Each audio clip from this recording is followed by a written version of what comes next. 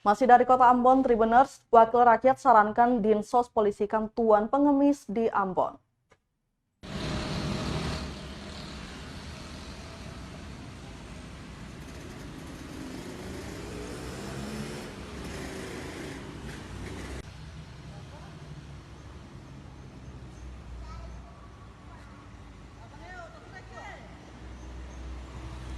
Wakil Ketua Komisi 1 DPRD Maluku Yance Weno sarankan Dinas Sosial atau Dinsos Ambon segera polisikan tuan dari para pengemis dan gelandangan di Kota Ambon.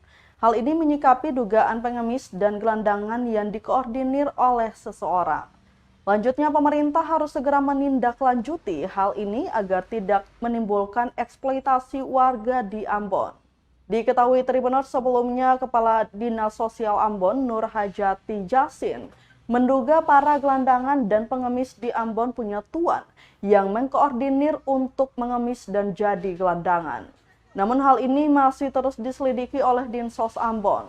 Berdasarkan data dari Dinsos Kota Ambon, tercatat sebanyak 300 orang yang kini menjadi gelandangan dan pengemis di Ambon yang didominasi dari kalangan anak di bawah umur. Ini sepertinya para gelandang dan pengemis semakin hari tumbuh semakin subur. Kita kira ini harus menjadi perhatian sungguh-sungguh dari pemerintah kota. Ya, prinsipnya anak yatim, gelandang dan pengemis ini kan harus dipelihara oleh negara. Ini jadi tanggung jawab pemerintah. Karena itu pemerintah Kota Ambon sudah waktunya menyiapkan sarana dan prasarana untuk bisa menampung mereka dan membina mereka. Kalau memang mereka adalah anak-anak yang bernasib kurang mujur. Benar-benar mereka adalah anak-anak yang bernasib kurang mujur sehingga mereka bisa jadi gelandangan di jalan. Itu harus mendapat perhatian pemerintah, negara harus hadir.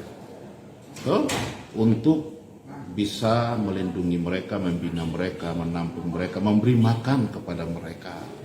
Nah, tapi juga hal fenomena ini kalau di kota-kota besar juga sering mereka dimobilisasi kan oleh ada orang-orang tertentu untuk mengais keuntungan dengan memanfaatkan mereka untuk mengemis di jalan. Pemerintah lewat dinas sosial memang harus turun tangan untuk menyelidiki ini. Kalau ada menemukan hal seperti itu, orang-orang seperti ini kan memang harus diproses hukum. Menurut saya seperti itu, supaya tidak terulang. Gitu ya. Tapi memang negara harus hadir kalau memang betul-betul mereka adalah anak-anak yang terlantar sehingga mereka harus jadi gelandangan di ruas-ruas jalan. Saya kira itu begitu.